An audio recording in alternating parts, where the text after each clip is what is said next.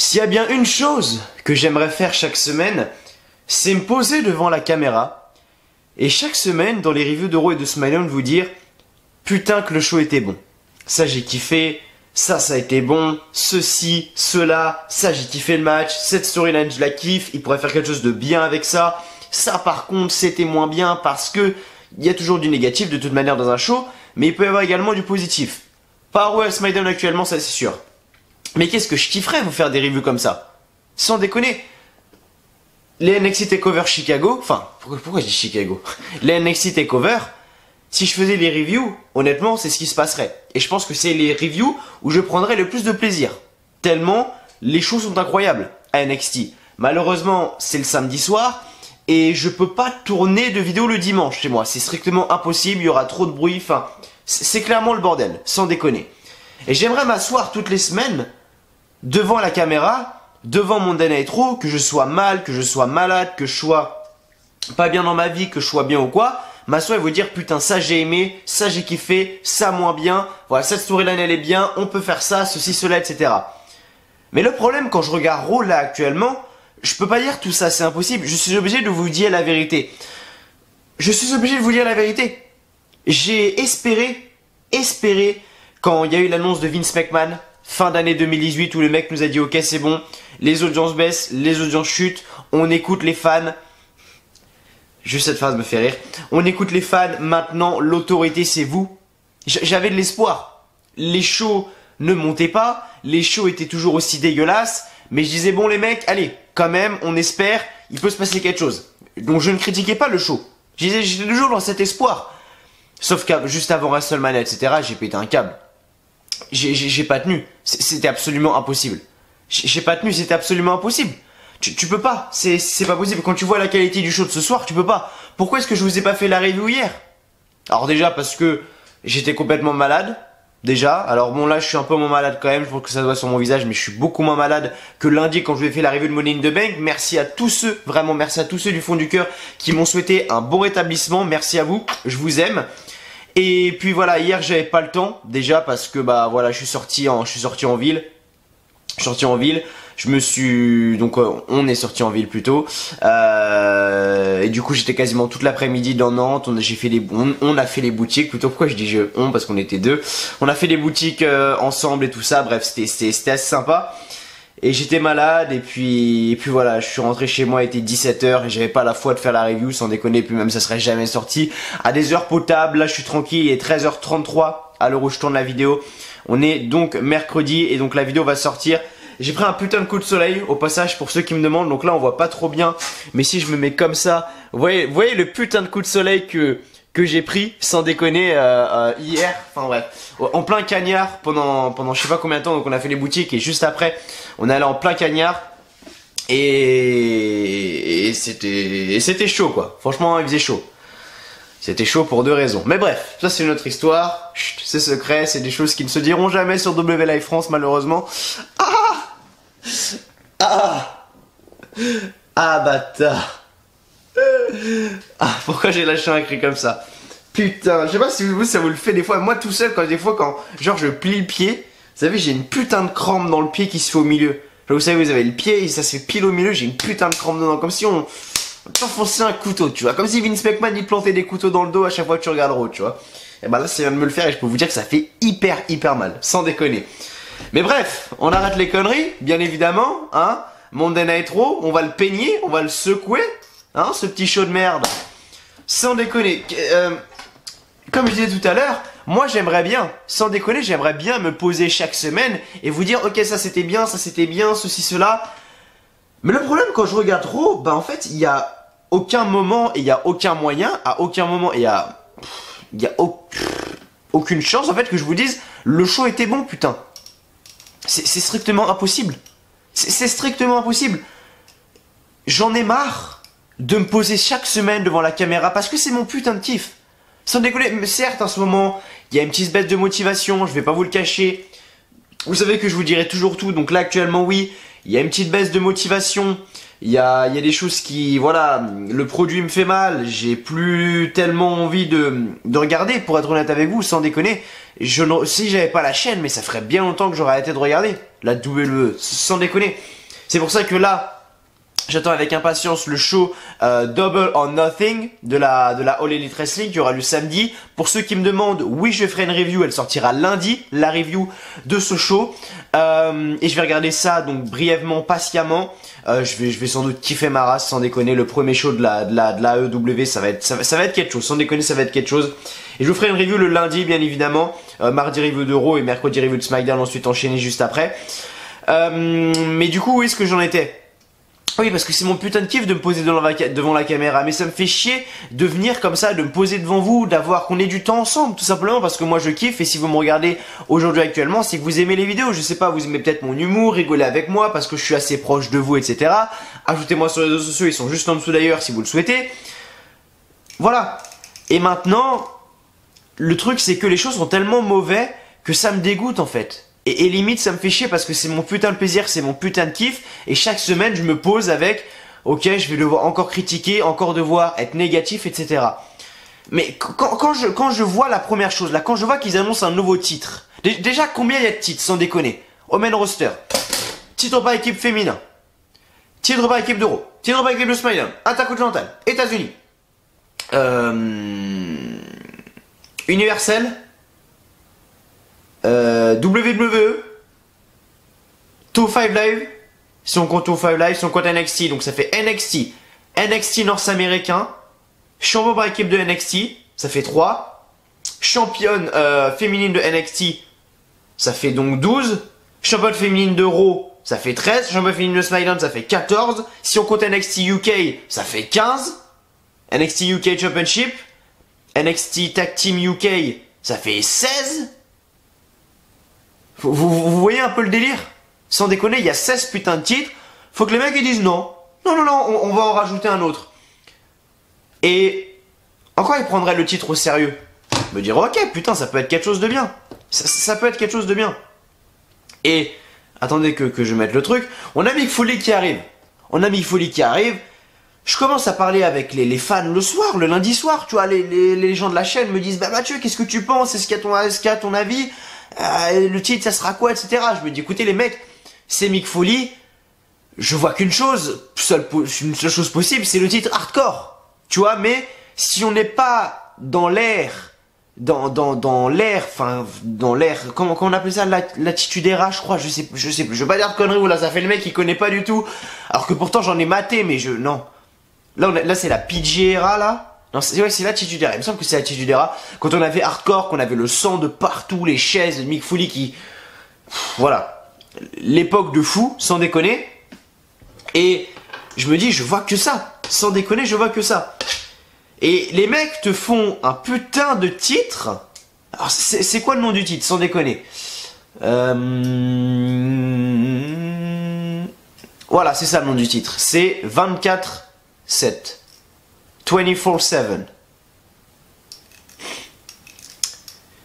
En gros, le titre peut être défendu n'importe quand et n'importe où. Le titre pourrait être défendu n'importe où. Il faut juste un arbitre. Pourquoi est-ce qu'ils font ça? Ils sont pas cons les mecs. Déjà c'est pour donner une opportunité aux jobbers. Donc d'un côté c'est pas mal. Je veux dire là en 10 minutes on a eu 3 champions. Quand même, bon, il y en a qui n'ont pas duré longtemps. J'ai pas regardé Spider encore, donc je sais pas ce que devient R-Truth, les amis, je peux pas vous dire. J'ai juste vu que Dolph Ziggler était de retour, mais j'ai hâte de voir ce qu'il a fait, le mec, sans déconner. Maintenant, ça peut être une bonne chose, ce petit titre, sans déconner. Mais quand tu vois comment il commence déjà par l'utiliser, tu sais tout de suite que ça va être de la bonne merde. Dès que je l'ai vu, je me suis dit, ça va peut-être être pour la wildcard. Avec les superstars de Raw qui vont à SmackDown et les superstars de SmackDown qui vont à Raw. Je me dis, ça peut être une bonne chose dans l'attention. Mais quand je vois déjà comment ils traitent le bordel, je me dis, c'est pas possible. Sans déconner, c'est pas possible. Là, ce soir déjà, on nous annonce ça, on a je sais pas combien de titres. Alors, on peut avoir des superstars de Raw qui gagnent, des superstars de SmackDown, de NXT, NXT UK, 205 Live et même des légendes. C'est-à-dire que si demain, t'as, je sais pas, Goldberg qui veut se ramener, le mec gagne le titre. Sans déconner, mais il peut y avoir des surprises. C'est ça qui est intéressant, c'est qu'il peut quand même y avoir des surprises.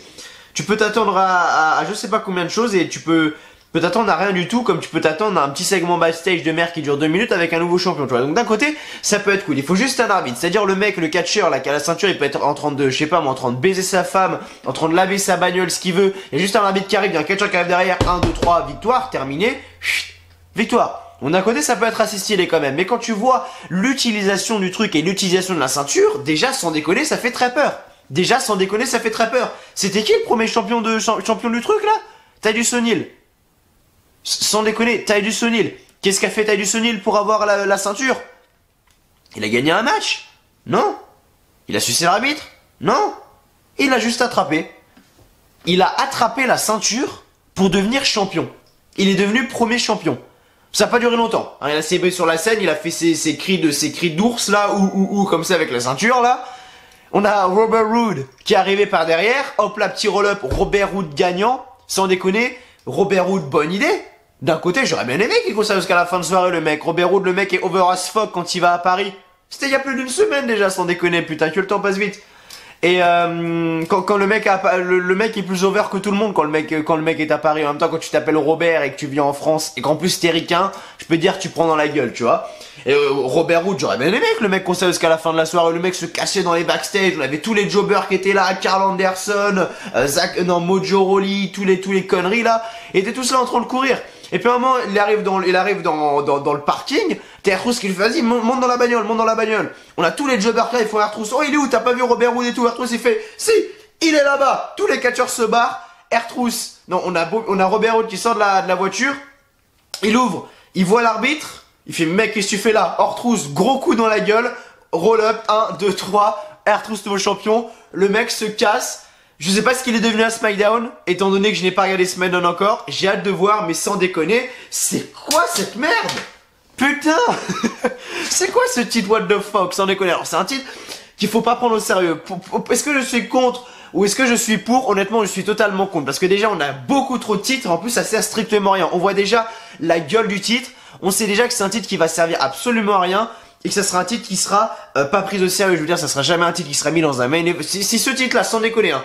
Si ce titre-là est mis un jour dans un main event de pay-per-view ou quoi, sans déconner, tuez-moi. Parce que pour l'instant, j'ai pas du tout l'impression que c'est ce qu'ils veulent faire avec le titre. Et puis même, vous avez vu la gueule du titre, sans déconner. Absolument dégueulasse. Vous avez vu la gueule du titre? Sans déconner. Beaucoup de personnes ont fait la blague, donc je vais pas la refaire. Mais j'ai l'impression que c'est un titre qui a été créé sur 2K19 et que le mec l'a raté. Sans déconner. On va mettre WWE Title. Voilà.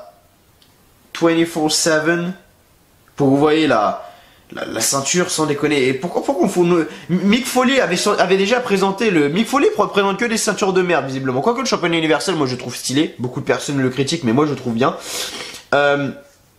Mais sans déconner quoi. Mick Foley, le mec présente le championnat universel. C'était quand? C'était à SummerSlam 2016, il me semble, si je dis pas de bêtises. Tout le monde l'a hué, le titre, sans déconner, parce que personne n'aimait le design de la ceinture, tout le monde le crachait dessus, sans déconner. Et là, Mick Foley représente un titre, et je veux dire, c'est un titre de merde. Tu vois, Mick Foley, si tu sais qu'il présente un titre, tu vois, c'est pas un bon délire. Il n'y a que les photos de lui avec le titre, du coup, je pense que je vais vous montrer celle-là. Pour que vous voyez juste le design du titre. De toute façon, ça sera sur la miniature, je suis bête moi. Mais en gros, le titre ressemble à ça. Putain, qu'est-ce qu'il est moche. Qu'est-ce que le titre est moche. Alors attendez, je vais essayer de cacher le reflet de la lumière, voilà. Non, merde. Hop. Bon, désolé, il y a ma fenêtre là qui est un peu... Voilà, du coup, on voit pas trop. Alors attendez, je vais me rapprocher comme ça. Voilà. Sans déconner, qu'est-ce que le titre est moche. Qu'est-ce que le titre est moche, putain. Le titre est absolument ridicule. Le titre est déjà absolument dégueulasse et absolument ridicule. Et après, bah, sans reparler du titre, hein, parce que c'était peut-être la seule chose du show qui était, on va dire, intéressante. Et je préfère limite en rire qu'en pleurer, sans déconner. Maintenant, avec Raw, faut limite en rire qu'en pleurer. Mais je me répète souvent, hein, mais j'ai l'impression de voir le show j'ai l'impression de voir le même show chaque semaine. Ce soir, on a la petite nouveauté, c'était simple. Le show s'est tourné autour de Brock Lesnar, sa putain de mallette. Et autour de Kofi Kingston et Seth Rollins, qui justement veulent que Brock Lesnar encaisse son contrat. Moi personnellement, je serais champion du monde, je fermerais ma gueule, tu vois, et je le laisserais tranquille. Lesnar. Moi, je porterai pas mes couilles. Donc les mecs ont les couilles, bien. Chapeau. Moi, je tire mon chapeau. Chapeau à eux. Maintenant, il faut voir ce qui va se passer. On a vu ce qui s'est passé dans le main event. Et la question c'est, quand est-ce que Brock Lesnar va cash in? Pour moi, il y a deux opportunités. Soit le mec cash in dans 2 semaines au Super Showdown, là, le show de merde, là, le 7 juin en Arabie Saoudite, là. Et là, à mon avis, ça va gueuler très sec. Ou soit, il va cash in vers octobre-novembre, quand il va arriver vers la Fox pour devenir champion du monde. Et être champion du monde au moment où la WWE, enfin, SmackDown Live plutôt, passera sur la Fox le vendredi soir, je le rappelle. Voilà. Mais après, en fait, sans déconner, j'ai l'impression... En fait, le show n'a pas d'âme. En fait.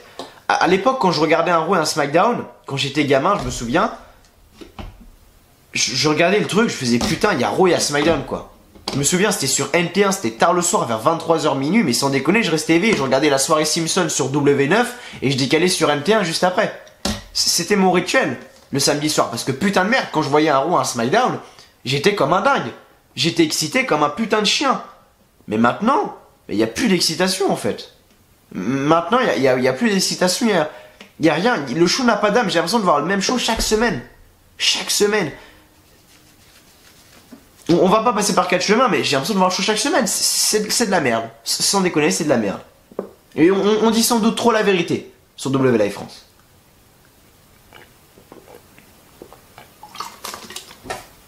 Je veux dire, on a l'opener qui concerne Brock Lesnar, Kofi Kingston, Seth Rollins. Ok, pourquoi pas. L'opener est plutôt pas mal. Les mecs veulent se battre, les mecs veulent que Brock Lesnar encaisse sa mallette.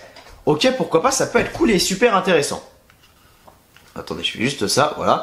Ok, ça peut être cool et super intéressant à la fois. Mais j'ai envie de vous dire, c'est bien de commencer par un opener comme ça, mais si c'est pour faire de la merde juste après, à quoi ça sert? Je veux dire, on a ça, ok, pourquoi pas. On a un Sami Zayn contre Braun Strowman, avec Bobby Lashley dans la feud. Alors tu mets les 3 mecs ensemble sans déconner, c'est la dégringolade. Braun Strowman, le mec, à mon avis, toute sa carrière va détruire des trucs. Le mec va peut-être être champion un jour, mais sera jamais un champion sérieux et pris au sérieux. Le mec fait 2m10, le mec il va faire 180 kilos, j'en sais rien du tout. Et le mec est pris pour une merde. Sans déconner, Sami Zayn, j'en parle même pas. Le mec, il a fait une coupe de cheveux, limite, on dirait Choupi, tu vois. Et on a Bobby Lashley, le mec putain, même cette feuille là, même cette petite carte là, du 122, la street food là, un tacos juste à côté de chez moi là, à 5 minutes en scoot. Sans déconner, même cette petite carte de merde a plus de charisme que Bobby Lashley. Putain, c'est incroyable quand même, c'est incroyable. On a toute cette histoire avec Lars Sullivan qui continue de détruire tout le monde. Il allait faire sa première interview sur le ring, mon dieu, ça allait être un gros moment, mais non, faut que la Lucha House Party, les couilles, la Graine Métallique, Lince Dorado et Kalisto, ils viennent nous casser les couilles. Voilà, on a Lars Sullivan qui les dégage. Allez vous faire enculer. Maintenant Lars Sullivan, j'ai l'impression qu'il veut conserver son push. C'est vrai que beaucoup de superstars ont été ruinés à cause de ça, parce que oui, pour ceux qui n'ont pas vu, alors moi j'ai pas trop regardé l'article en détail, hein, mais Lars Sullivan a tenu énormément de propos racistes, effectivement. C'était il y a quelques temps, donc voilà, il a appris de ses erreurs, je pense maintenant, et visiblement la WWE veulent pas le lâcher, ils veulent le continuer son push, donc tant mieux pour lui. On a Ricochet contre Cesaro, maintenant, Ricochet contre Cesaro, c'est très bien, ils ont fait gagner Cesaro. Maintenant, ça me gêne, et d'un côté, je suis content. Parce que Ricochet continue de te faire enterrer, mon pauvre. Le mec est sans doute l'un des meilleurs talents du main roster, mais j'ai plus d'espoir pour lui, c'est déjà désespéré pour moi. De toute façon, tant que Vince McMahon ne reprendra pas le truc, pour moi, toutes les grosses stars qu'il y avait à NXT, sans déconner, tuez-moi. Allez, je comprends pourquoi Triple H a le seum et pourquoi il voit que ces superstars de NXT se font ruiner à chaque fois. Donc d'un côté, ça me fait pas tellement chier pour Ricochet parce que le mec est déjà pris comme une merde. Mais maintenant le côté qui me fait plaisir, c'est que Cesaro gagne, mais le côté qui m'inquiète un peu, c'est qu'est-ce qu'ils vont faire à Cesaro? Parce que sans déconner, vous voyez Cesaro en solo gagner genre un titre mineur ou un titre majeur? Titre mineur, peut-être, mais alors titre majeur, même pas une seule seconde. Peut-être titre mineur, championnat genre des États-Unis, championnat intercontinental, je sais pas. Peut-être. Mais vous voyez quoi en Cesaro? Enfin, moi je vois quoi en Cesaro? Je vois un mec qui a, à part au début, quand il était vraiment au tout début de sa carrière, qui s'appelait même Antonio Cesaro, Pour ceux qui se souviennent qu'il était avec Aksana, là, la magnifique brune, là, la bombe atomique, là. Voilà. À part quand il avait été, il avait été champion du monde poids lourd, Cesaro. Quand il était avec Aksana, il me semble, je veux pas dire de bêtises, ça remonte à tellement de temps. Mais voilà. Mais ensuite, il a été avec The Bar, il a gagné plein de titres par équipe, etc. Ok, c'est cool, mais est-ce que vous voyez, genre, gagner un titre majeur, un titre mineur ou quoi? Sans déconner, moi, personnellement, j'y crois pas une seule seconde. Donc, le mec gagne sur Ricochet.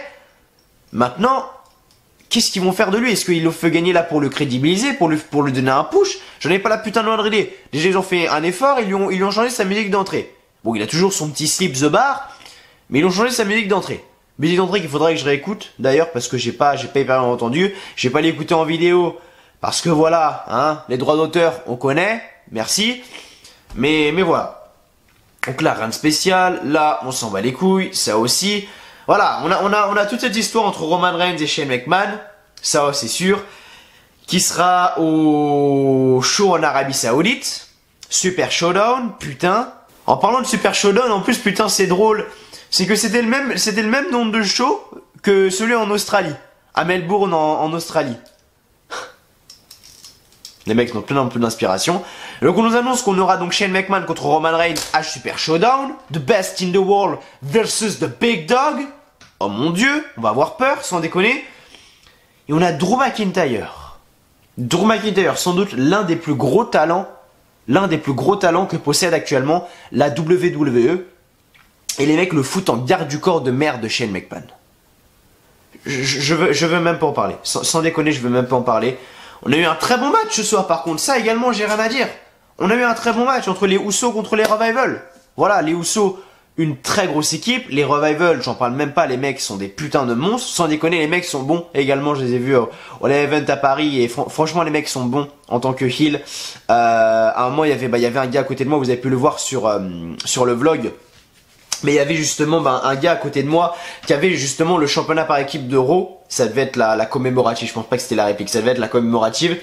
Et il les a mis juste en face de la gueule des Revival. Et qu'est-ce qu'ils font les Revival? Attends, je vais voir sur la vidéo vlog. Je veux pas vous dire de bêtises. On va mettre WWE Paris 2019. Voilà. C'est moi qui arrive en premier. Merci beaucoup du référencement. La vidéo est à plus de 5247 vues, plus de 221 likes. Merci du fond du cœur à tout le monde. Je vous aime, vous le savez. Alors attendez. Donc les Revival, ok, c'est là. Ok, c'est là. Donc le mec, voilà, on voit sur le vlog en plus. Hein. Donc le mec a la ceinture commémorative. On a Dash Wilder en premier. Donc voilà, donc c'est ça, on a Dash Wilder en premier. Donc le mec a la ceinture commémorative. Dash Wilder, il a commencé, il fait vas-y, tape-moi la main, ta ceinture. Au dernier moment, il enlève sa main. C'était cool. Et Scott Dawson a fait le meilleur truc par contre. Voilà, c'est-à-dire qu'on a le mec qui, on a le petit qui continue à brandir sa ceinture. On a Scott Dawson après qui qui fait comme ça, tu sais, sur la ceinture. Genre limite, il lui crache dessus, tu vois. Et après, il dit un truc en anglais, mais j'ai pas compris. Et les mecs sont putain d'excellents. Et les Usos également sont une très grande équipe. Très grosse équipe, les Usos. Donc ça m'a fait plaisir de voir ce match, en déconner. Enfin, on a eu quelque chose de bien. On a eu le Firefly Funhouse cette semaine. La semaine dernière, il n'y a pas eu de review. De review de Raw de semaine. Attendez que j'étais au Live Event, donc c'était compliqué, je pouvais pas en faire. Mais on a Bray Wyatt, ça y est, son nouveau personnage a été dévoilé, effectivement, donc ça a l'air d'être un mec hyper terrifiant. En fait, il a l'air d'avoir deux faces, en fait, c'est-à-dire qu'il a l'air d'être tout gentil machin avec des enfants, et quand il se transforme, ça a l'air d'être un putain d'enculé. En gros, c'est ça, et cette semaine, c'était peut-être le Firefly Funhouse le plus débile de l'histoire, enfin le plus nul, depuis que ça a commencé, sans déconner, ça a duré à peine 30 secondes. Donc franchement, c'était pas ouf. Ça, on s'en bat les couilles. On a eu un 6-woman tag, en même temps, un Raw sans un 6-woman tag. Ça peut pas être un Raw, c'est pas possible. On a toute cette histoire entre Becky Lynch, Nikki Cross, Alexa Bliss, Peyton Royce, Billie Kay, Lacey Evans. Bref, j'en ai absolument rien à foutre. Je vous ai donné mon avis sur les ceintures. Hein, je vais pas me suicider tout de suite. Hein, je pense que je vais attendre. On a le Miz contre Drew McIntyre, accompagné de Shane McMahon. Encore une fois, je m'en fous en fait. Drew McIntyre, c'est pas contre le Miz que je veux le voir en fait.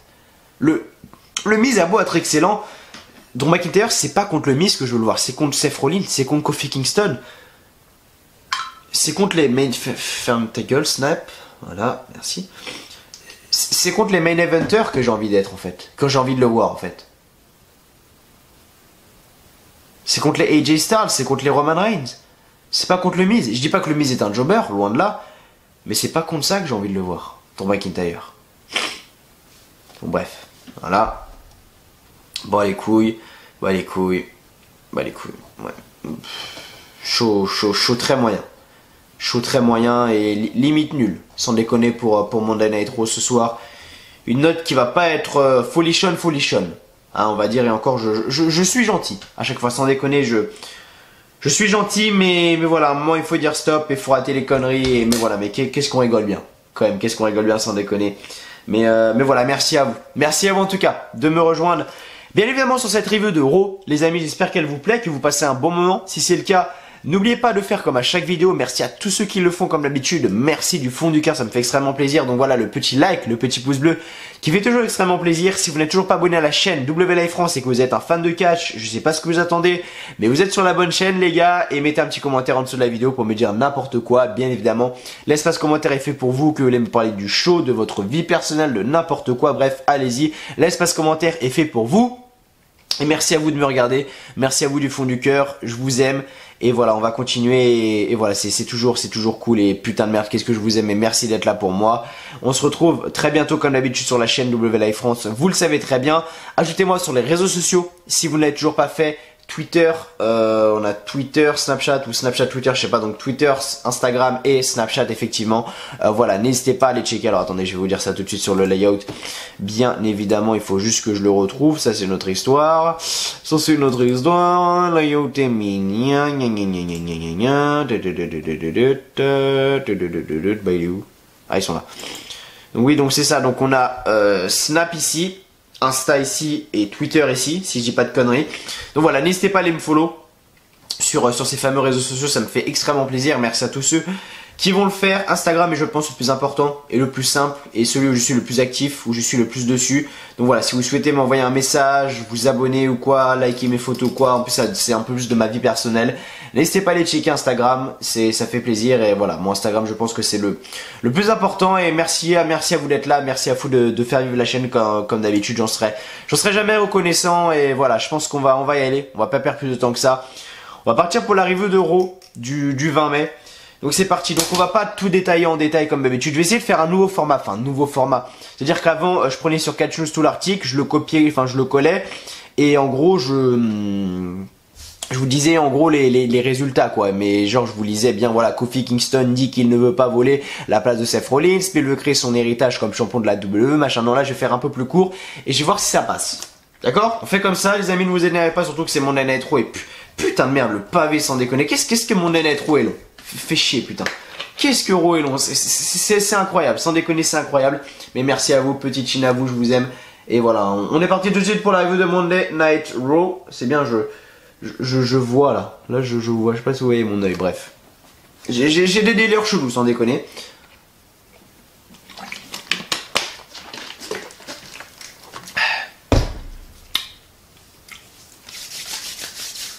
Are you ready? Est-ce que vous êtes prêts? Est-ce qu'on s'écoute le Firefly Funhouse? Allez, bah les couilles. On s'écoute juste après. Dès qu'on arrive au moment, on s'écoute le Firefly Funhouse de Bray Wyatt. Là c'est bien, je vais sur YouTube, je vois tous les trucs Dolph Ziggler de retour. Surtout que là il n'y a pas de news qui est sorti et tout, c'est stylé. Parce que des fois quand il y a plein de news qui sortent et tout, bah du coup t'es pas surpris en fait. Et apparemment il a attaqué Kofi Kingston dans le Ziggler. Putain, il perd pas de temps. J'ai pas vu le show, je voyais des miniatures là. Donc Firefly Funhouse. Alors c'est quoi la vidéo qui a fait le plus de vues de ce Monday Night Raw là? Avant c'était Firefly Funhouse d'ailleurs. Ah bah plus maintenant.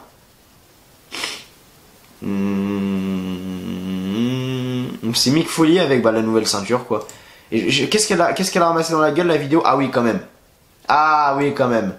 Les fans ne sont pas d'accord. Hein, quand je regarde la vidéo des débuts de Mick, du début de la nouvelle ceinture là de 24/7, il y a 28 000 likes pour 11 000 dislikes. Donc c'est que les fans ne sont pas tellement d'accord. Hein, ça leur plaît pas forcément. Mais bref, on n'est pas là pour parler de ça, on est là juste pour préparer le petit segment Firefly Funhouse. Attendez que je le trouve. Firefly Funhouse. Il est là. Voilà. Il est là. On va se le mettre tout à l'heure. Bien évidemment, je mets la musique à fond. Voilà. On se l'écoutera tout à l'heure, le Firefly Funhouse. Donc bref.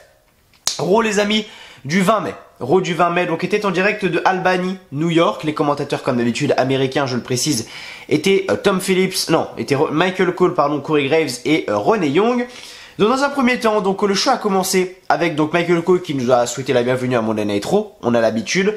Et Brock Lesnar est arrivé sur le ring accompagné de Paul Heyman. Paul Heyman s'est présenté. Il a présenté The Beast, Brock Lesnar, le nouveau Mr. Money in the Bank.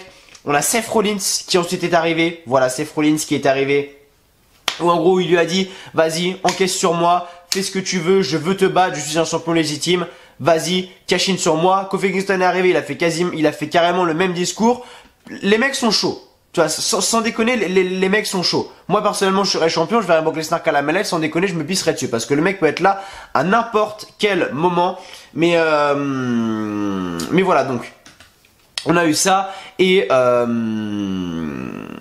nous a annoncé du coup qu'on aura un match ce soir, effectivement, entre justement Kofi Kingston et Seth Rollins en équipe. Contre eux, c'était contre Baron Corbin et qui ça?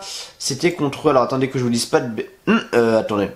Baron Corbin et Bobby Lashley. Voilà, exactement.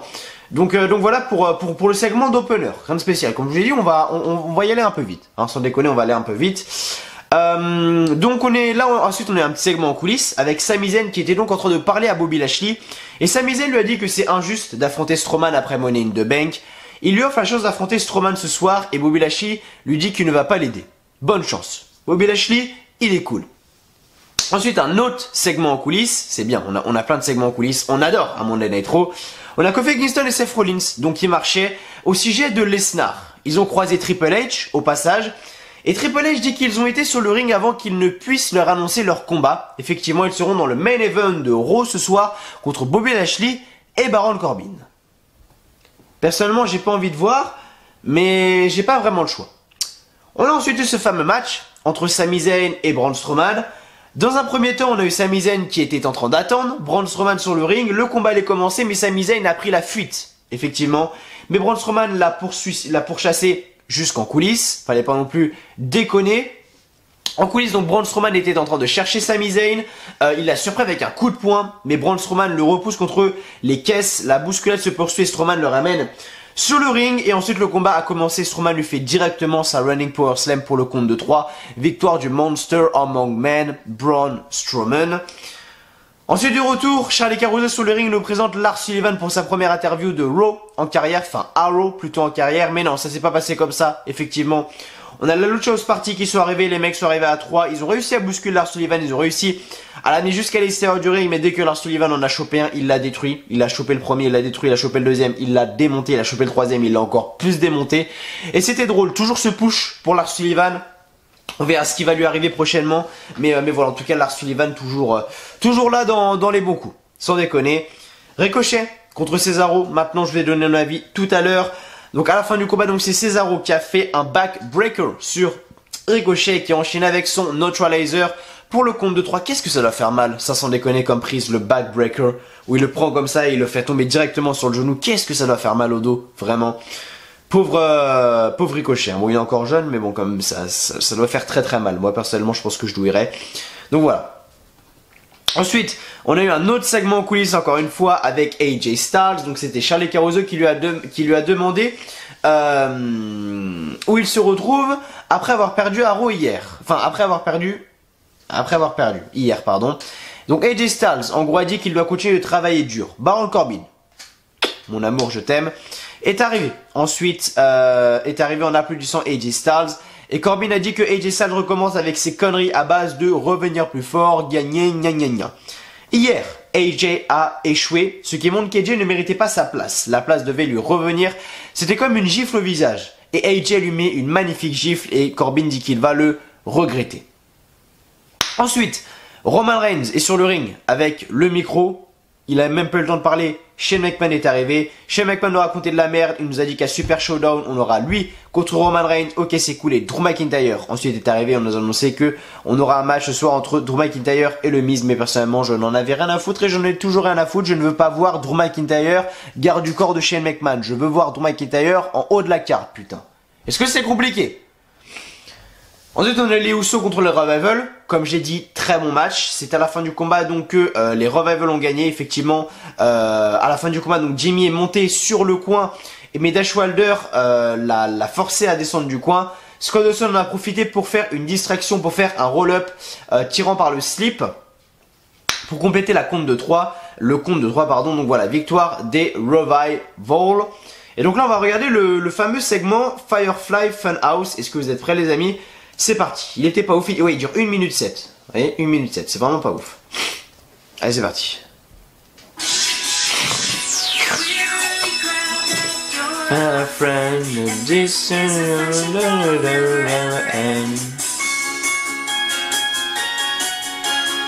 Donc là, on voit bah, les noms des...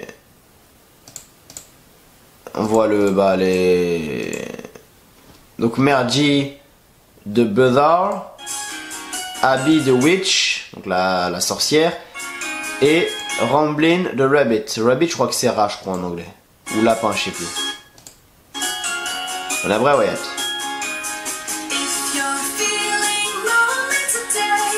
Donc là, rien de spécial, on voit juste des vidéos d'enfants qui jouent, donc ils sont à la piscine et tout ça. Là, ils sont tristes. Là, ils pleurent, les enfants.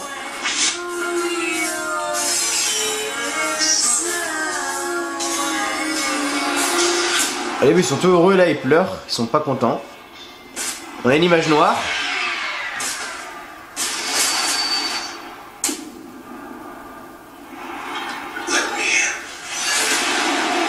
Et là, on va voir White qui dit Let me him.